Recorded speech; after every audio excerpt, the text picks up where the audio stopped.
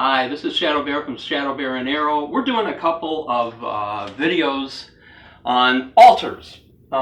We thought that was a good idea to cover some of these things, especially for the new beginners that are out there that are just getting started. So we're going to start with my altar first, and then we'll do a video of Arrow's altar, and she can show you what she has on hers.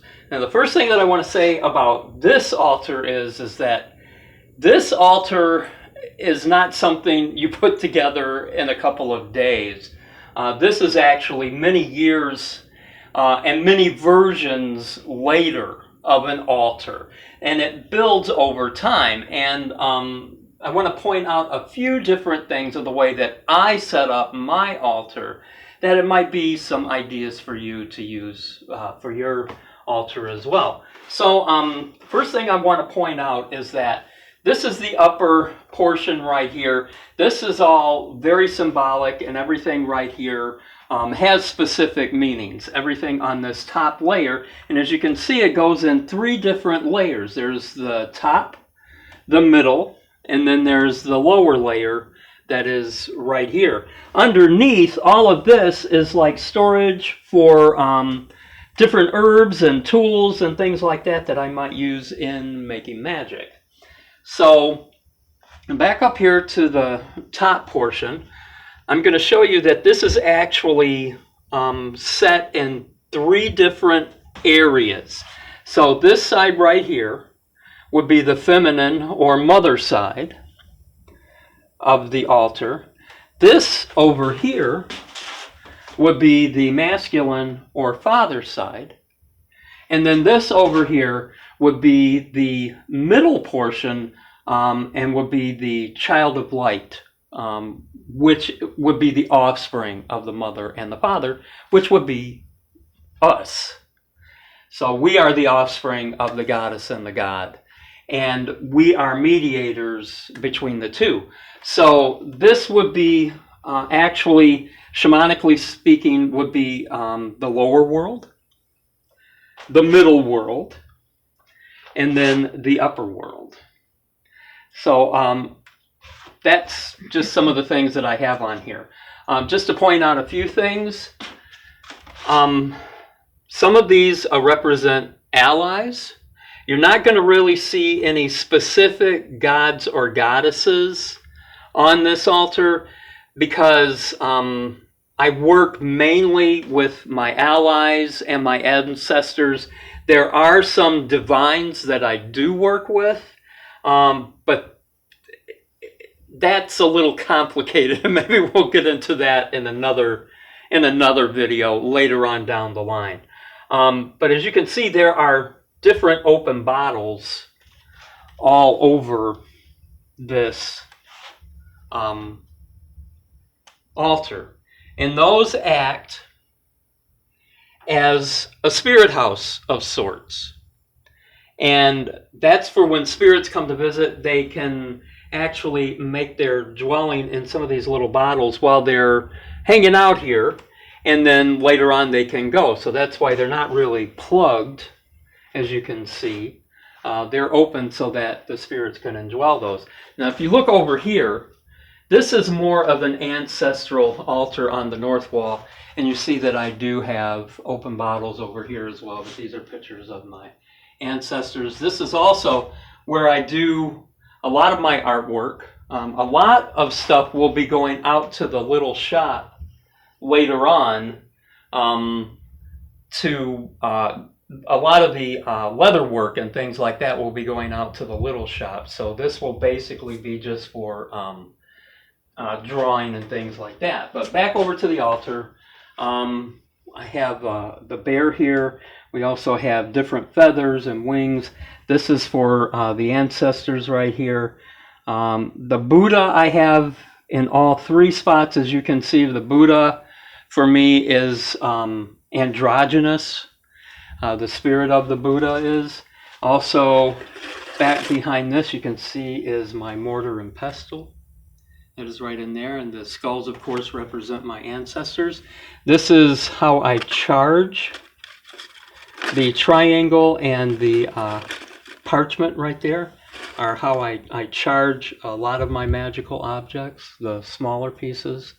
Also on here we have some of my hand-drawn, this is the beginning of my own hand-drawn tarot deck. I have 11 of them done, of the major arcana. I need to get the rest of those done, so I will start back on those. But that is right here. And then right here, a stone. This stone is one that I found when I was out wildcrafting, just hiking with arrow, and found it and made an offering, and it came home with me. It wanted to come home with me. Well, let's move our little Buddha up here for a minute. This right here, this stone, is actually what I consider to be a hearthstone. And it is a hearthstone because it's actually a grindstone, and as you can see, it's been worked. This is an ancient Native American tool that was used by the women to grind the meal to make bread. So this is the hearthstone, and it goes in the center space right here. And this little guy sits up there like that, and then these right here. And bring my Buddha back here. This, of course, if you recognize it, is the Holy Grail.